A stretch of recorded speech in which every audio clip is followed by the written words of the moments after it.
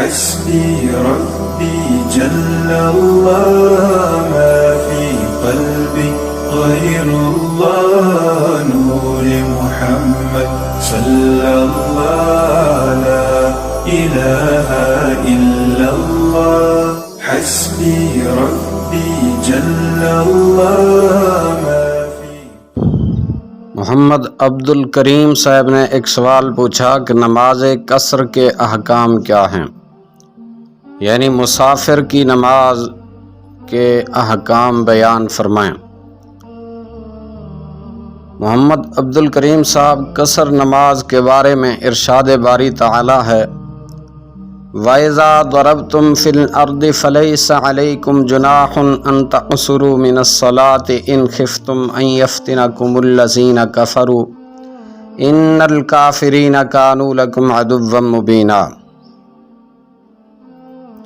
یہاں یہ بات کسی کے ذہن میں آ سکتی ہے کہ آج کل تو سفر اتنا مشکل نہیں ہے اور نہ ہی اکثر کفار کی طرف سے تکلیف میں مبتلا کرنے کا کوئی ڈر ہوتا ہے، پھر نماز قصر کیوں ادا کی جاتی ہے؟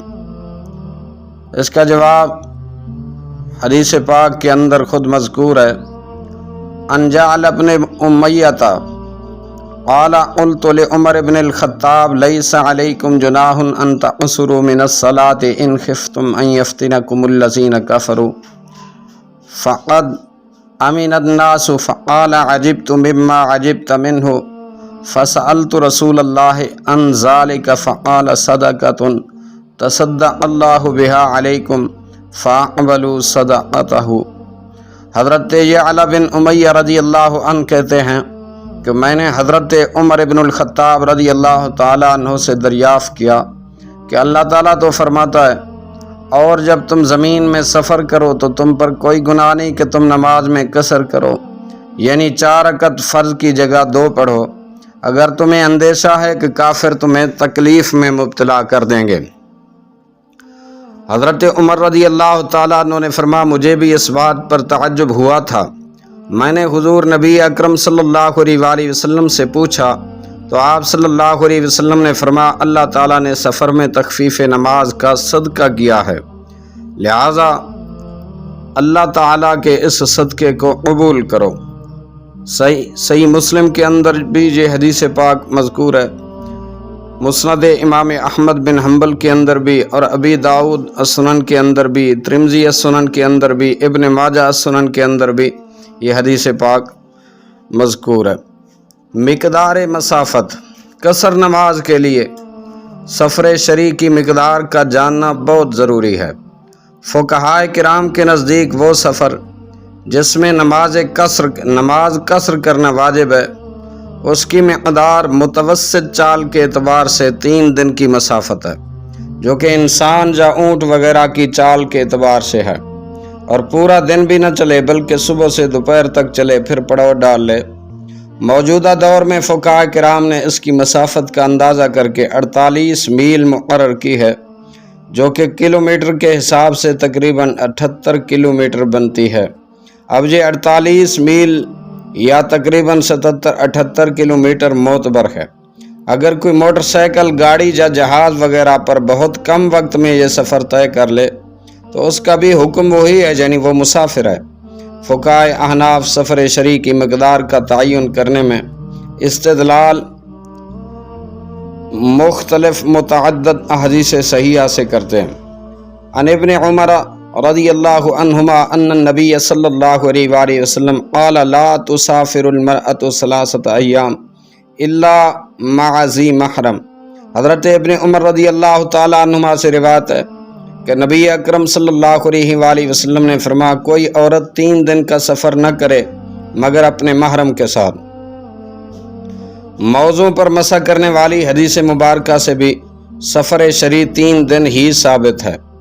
عن شریح بن حانی رضی اللہ عنہ قال اتیت عائشہ رضی اللہ عنہا اسألها عن المسح علی الخفین فقالت علیک بابن ابی طالب فصلہ فإنہ کان یسافر مع رسول اللہ صلی اللہ علیہ وآلہ وسلم فسألناہ فقال جعل رسول اللہ صلی اللہ علیہ وآلہ وسلم 3 ایام وَلَيَالِيَهُنَّ لِلْمُسَافِرِ وَيَوْمًا وَلَيْلَةً لِلْمُقِيمِ۔ حضرت شریح بن ہانی رضی اللہ عنہ بیان کرتے ہیں کہ میں نے حضرت عائشہ صدیق رضی اللہ عنہ کی خدمت میں حاضر ہو کر موضوع پر مسح کرنے کی مدت پوچھی۔ آپ صلی اللہ علیہ وسلم نے فرمایا حضرت علی ابن ابی طالب رضی اللہ عنہ کے پاس جاؤ اور ان سے یہ مسئلہ دریافت کرو، کیونکہ وہ رسول اللہ صلی اللہ علیہ وآلہ وسلم کے ساتھ اکثر سفر میں رہا کرتے تھے۔ ہم نے حضرت علی رضی اللہ عنہ سے پوچھا تو آپ نے ارشاد فرمایا کہ رسول اللہ صلی اللہ علیہ وآلہ وسلم نے مسافر کے لیے 3 دن اور 3 راتوں کی اور مقیم کے لیے 1 دن اور 1 رات کی مدت مقرر فرمائی۔ امام محمد رضی اللہ تعالیٰ عنہ فرماتے ہیں میں نے امام ابو حنیفہ امام اعظم حضرت نعمان بن ثابت رضی اللہ تعالیٰ عنہ سے پوچھا کہ 3 دن سے کم سفر میں مسافر قصر کر سکتا ہے؟ فرمایا نہیں۔ میں نے پوچھا اگر وہ 3 دن یا اس سے زیادہ مسافت کا سفر کرے؟ فرمایا اپنے شہر سے نکلنے کے بعد قصر کرنا شروع کر دے۔ میں نے پوچھا 3 دن کے تعین کی کیا دلیل ہے؟ فرمایا حدیث مبارکہ میں ہے نبی اکرم صلی اللہ علیہ وآلہ وسلم نے فرمایا کوئی عورت 3 دن کا سفر محرم کے بغیر نہ کرے۔ میں نے اس مسئلے کو عورت کے سفر پر قیاس کیا ہے۔ علامہ بدر الدین محمود العینی فرماتے ہیں کہ مسافت سفر میں یہ مراد نہیں ہے کہ دن رات سفر کرتے رہیں، کیونکہ دن سفر اور رات آرام کے لیے ہے۔ اگر مسافر ایسے راستے پر چلے جو 3 دن کی مسافت کا ہو، خواہ کسی اور راستے سے اس مسافت کو 1 دن میں طے کرنا ممکن ہو، قصر کرے۔ پھر 3 دن کی مسافت کا فرسخ کے مقدار سے اندازہ کیا گیا۔ بعض فقہا نے 21 فرسخ اندازہ کیا، بعض نے 18 فرسخ، بعض نے 15 فرسخ، فتویٰ 18 فرسخ پر ہے۔ حضرت عثمان بن عفان اور عبداللہ بن مسعود اور حضرت سوید بن غفلہ، شعبی، نخعی، ثوری، ابن حج، ابو قلابہ، شریک بن عبداللہ، سعید بن جبیر، محمد بن سیرین رضی اللہ تعالیٰ عنہم اجمعین نے 3 دن کی مسافت کا اعتبار کیا ہے۔ حدیث مبارکہ میں 4 برد مسافت کا بھی ذکر آیا۔ عن ابن عباس رضی اللہ عنہما ان رسول اللہ صلی اللہ علیہ وآلہ وسلم قال یا اہل مکہ لا تکثروا الصلاة فی ادنی من 4 برد من مکہ الی عسفان۔ حضرت ابن عباس رضی اللہ عنہما سے روایت ہے کہ رسول اللہ صلی اللہ علیہ وآلہ وسلم نے فرمایا اے مکے والو 4 برد سے کم سفر پر قصر نہ کیا کرو جو مکہ سے عسفان تک ہے۔ امام بخاری رحمۃ اللہ علیہ فرماتے ہیں کان ابن عمر وابن عباس رضی اللہ تعالی عنہم یکسران ویفتران فی 4 برد وہی 16 فرسخا۔ حضرت ابن عمر اور حضرت ابن عباس رضی اللہ تعالی عنہم قصر کرتے اور روزہ چھوڑتے 4 برد کے سفر پر، اور وہ 16 فرسخ ہوتے ہیں۔ برد برید کی جمع ہے جس کے کئی معنی ہیں، لیکن ایک معنی لمبائی کا پیمانہ بھی ہے جو کہ ہم نے بیان کیا۔ قاصد کی مسافت سکہ ہے، ہر سکہ 12 میل ہے، وہ سفر جس میں نماز قصر کرنا جائز ہے۔ 4 برد ہیں، یہ ہاشمی میلوں کے حساب سے جو مکہ مکرمہ کے راستے میں ہیں 48 میل بنتے ہیں۔ 4 برد سے کم مسافت ہو تو نماز قصر نہ ہوگی، اور وہ 4 برد 16 فرسخ ہیں، اور 1 فرسخ 3 میل کا، اور میل 4000 ہاتھ کا ہوتا ہے۔ لہذا نماز قصر واجب ہونے کے لیے کل مسافت 48 میل یا تقریباً 78 کلومیٹر ہے۔ مدت قصر حضرت یحییٰ بن ابو اسحاق رضی اللہ تعالیٰ عنہ سے روایت ہے کہ میں نے حضرت انس رضی اللہ تعالیٰ عنہ کو فرماتے ہوئے سنا خرجنا مع النبی صلی اللہ علیہ وآلہ وسلم من المدینہ الی مکہ فکان یصلی رکعتین حتی رجعنا الی المدینہ قلت اقمتم بمکہ شیئا قال اقمنا بها 10۔ ہم نبی علیہ السلام کے ساتھ مدینہ منورہ سے مکہ مکرمہ کی طرف نکلے تو آپ صلی اللہ علیہ وسلم 2 رکعتیں پڑھتے، یہاں تک کہ ہم مدینہ منورہ میں لوٹ آئے۔ میں نے کہا آپ مکہ مکرمہ میں کچھ ٹھہرے؟ فرمایا ہاں، اس میں 10 روز ٹھہرے۔ حضرت عمر بن ذر رضی اللہ تعالیٰ عنہ سے روایت ہے کہ میں نے مجاہد رضی اللہ عنہ کو فرماتے ہوئے سنا کان ابن عمر رضی اللہ عنہما اذا قدم مکہ فاراد ان یقیم 15 لیلۃ سرح ظہرہ فاتم الصلاۃ۔ حضرت عبداللہ بن عمر رضی اللہ تعالیٰ عنہما جب مکہ جاتے اور 15 دن قیام کا ارادہ کرتے تو اپنی پشت کھول دیتے اور پوری نماز پڑھتے۔ امام محمد رضی اللہ تعالیٰ عنہ فرماتے ہیں میں نے امام ابو حنیفہ رضی اللہ تعالیٰ عنہ سے پوچھا اگر کوئی شخص 3 دن یا اس سے زیادہ کی مسافت طے کر کے اس شہر میں پہنچ جائے جس کے لیے اس نے سفر کیا تھا تو کیا وہ پوری نماز پڑھے گا؟ امام ابو حنیفہ رضی اللہ تعالیٰ عنہ نے فرمایا اگر اس کی نیت 15 دن قیام کی ہے تو نماز پوری پڑھے گا، اور اگر اس کو پتہ نہ ہو کہ وہ کب تک قیام کرے گا تو قصر کرے۔ میں نے پوچھا آپ نے 15 دن کس دلیل سے متعین کیے ہیں؟ فرمایا حضرت عبداللہ بن عمر رضی اللہ تعالیٰ عنہما کی حدیث سے۔ لہذا احناف کے نزدیک میرے بھائیوں سفر شرعی کے بعد کسی مقام پر 15 دن قیام کے ارادے سے نماز قصر ختم ہو جائے گی، مگر 15 دن قیام کے ارادے سے کسی مقام پر جاتے اور واپسی آتے ہوئے دوران سفر نماز قصر ہی واجب ہوگی، اور 15 دن سے کم مدت قیام کی نیت سے دوران قیام بھی نماز قصر واجب ہوگی۔ وطن شرعی کی اقسام اور احکام۔ وطن کی اقسام کون کون سی ہیں اور ان پر کیا احکام لاگو ہوتے ہیں؟ محترم وطن اصلی صرف اس جیسے متبادل وطن اصلی سے ہی ختم ہوتا ہے، اور وطن اقامت دوسرے وطن اقامت اور سفر سے اور وطن اصلی کو لوٹ جانے سے ختم ہوتا ہے۔ وطن اصلی وہ ہوتا ہے جہاں آدمی پیدا ہوا یا شادی کر لی یا شادی نہیں کی اور روزگار کی جگہ جس سے کہیں اور منتقل نہ ہو۔ وطن اقامت وہ جہاں 15 دن یا زیادہ سکونت کی نیت کر لی۔ محققین نے وطن سکونت کا اعتبار نہیں کیا جہاں 15 دن سے کم ٹھہرنے کی نیت کی۔ یہی بات الفقہ الاسلامی و ادلہ میں ان الفاظ میں درج ہے کہ جب انسان اپنے وطن اصلی کو چھوڑ دیتا ہے، اہل و عیال اور اپنا سامان چھوڑ کر کسی اور شہر ہجرت کر کے جاتا ہے، اگر وہ اپنے پہلے شہر کی طرف کسی کام کے لیے آتا ہے تو اس پر نماز قصر واجب ہوتی ہے۔ مزید بیان کرتے ہیں کہ وطن اصلی دوسرا وطن اصلی بنانے سے ختم ہو جاتا ہے، سفر سے وطن اصلی ختم نہیں ہوتا۔ اس کی دلیل یہ ہے کہ رسول اللہ صلی اللہ علیہ وآلہ وسلم نے ہجرت کے بعد مکہ میں آ کر اپنے آپ کو مسافر شمار کیا، لیکن اگر کوئی وطن اصلی سے محدود مدت کے لیے دوسرے شہر کی طرف سفر کرے، مثلا دمشق سے حلب چلا گیا پھر واپس اپنے وطن میں آ گیا تو نماز پوری ادا کی جائے گی، کیونکہ وطن اصلی کا حکم وطن اقامت کے سفر سے باطل نہیں ہوتا، کیونکہ کوئی شے اپنے سے کم درجے کی چیز سے ختم نہیں ہوتی بلکہ اپنے سے برابر یا اوپر والے درجے سے ختم ہوتی ہے۔ یعنی جہاں انسان کا گھر ہو اور بیوی بچے وغیرہ رہتے ہوں جیسے جائے پیدائش وغیرہ، یہی وطن اصلی ہوتا ہے، اور یہ اس وقت تک رہتا ہے جب تک کسی دوسری جگہ پر اپنی رہائش اور اہل و عیال کو منتقل نہ کر دے، اور اگر وہ وطن اصلی کے مکان زمین وغیرہ فروخت کر دے اور دوسری جگہ پر اہل و عیال کے ساتھ مستقل طور پر سکونت اختیار کر لے تو پہلا وطن اصلی ختم ہو جائے گا اور دوسرا وطن اصلی بن جائے گا۔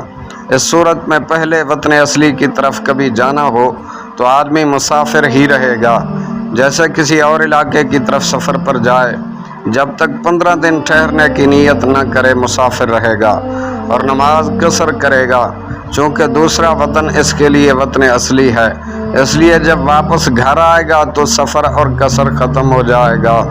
اگر کوئی اپنے وطن اصلی سے ملازمت، کاروبار، سیر و سیاحت یا تعلیم کی خاطر کسی دوسری جگہ پر چلا گیا، کسی ایک شہر میں کم سے کم 15 دن ٹھہرنے کا ارادہ کر لیا تو سفر اور قصر دونوں ختم ہو جائیں گے اور یہ وطن اقامت شمار ہوگا، نماز پوری ادا کرے گا۔ جب کبھی اپنے کام سے فارغ ہوگا تو اس وطن اقامت سے وطن اصلی یعنی اپنے گھر آئے گا تو اقامت کی نیت کرے یا نہ کرے مقیم ہو جائے گا، سفر اور قصر کے احکام ختم ہو جائیں گے۔ میرے بھائیوں، خلاصہ یہ کہ وطن اصلی دوسرے وطن اصلی سے ختم ہو جائے گا، لیکن وطن اقامت سے وطن اصلی ختم نہیں ہوگا۔ وطن اصلی میں بھی مکمل نماز اور وطن اقامت میں بھی مکمل نماز ادا کی جائے گی۔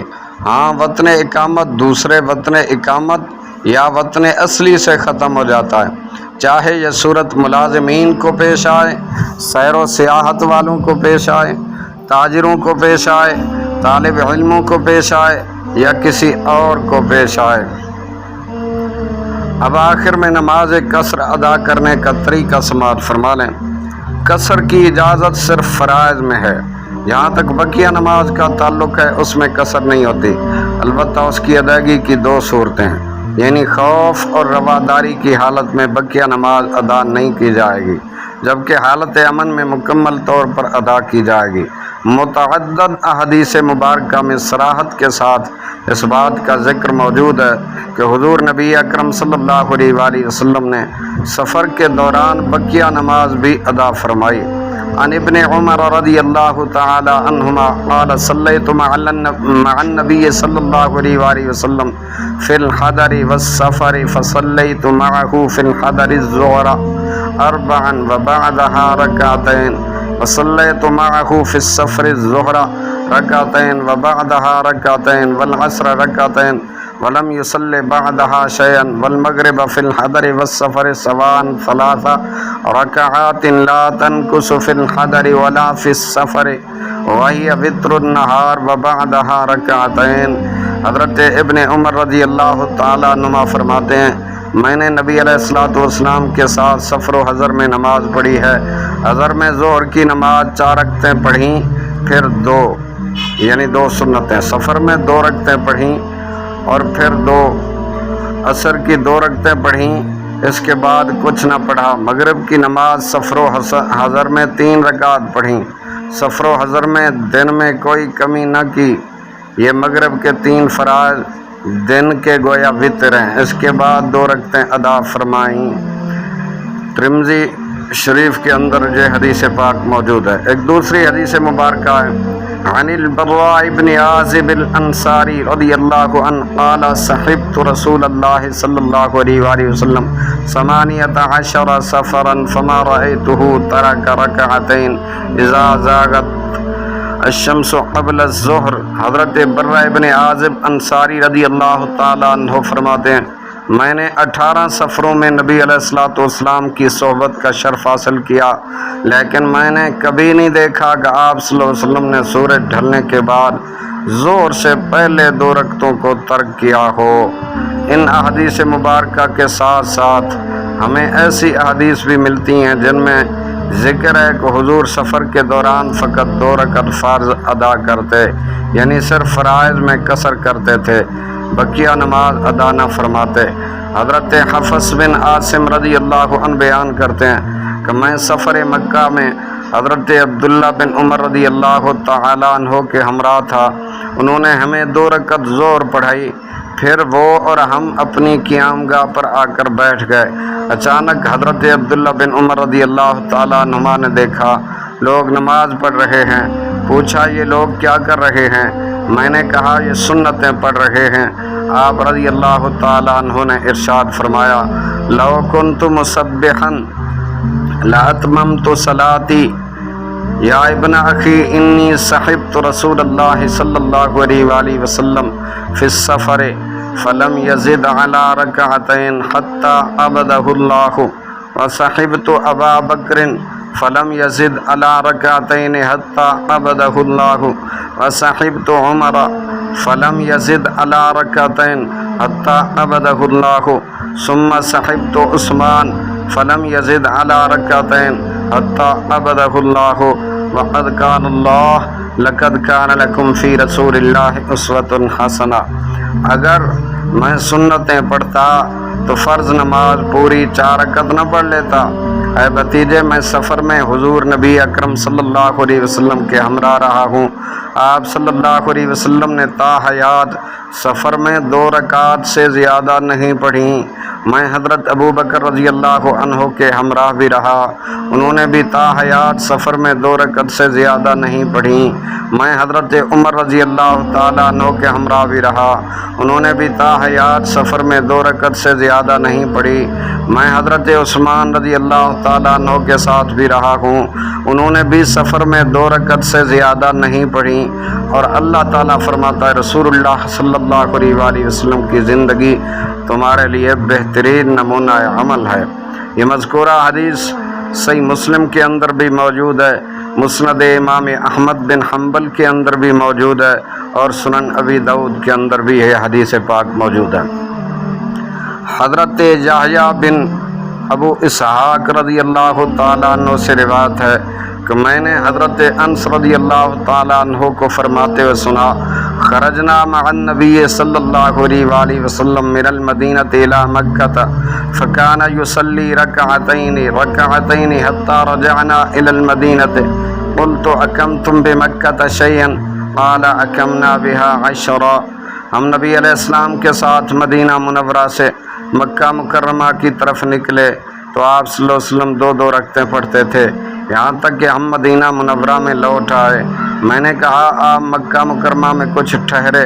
فرمایا ہاں، اس میں 10 روز ٹھہرے۔ فقہاء کرام نے انہی احادیث طیبہ کی روشنی میں یہ نتیجہ اخذ کیا ہے کہ سنتوں میں قصر نہیں، جیسا کہ امام سرخسی کی کتاب محیط میں ہے، اور بعض فقہاء سنتیں ترک کرنا جائز قرار دیتے ہیں۔ قول مختار یہ ہے کہ مسافر خطرے کی حالت میں سنتیں ادا نہیں کرے گا، مگر حالت امن اور سکون میں ادا کرے گا۔ مسافر اگر حالت امن و قرار میں ہے تو پوری سنتیں ادا کرے، اور اگر خوف و فرار میں ہے تو ادا نہ کرے۔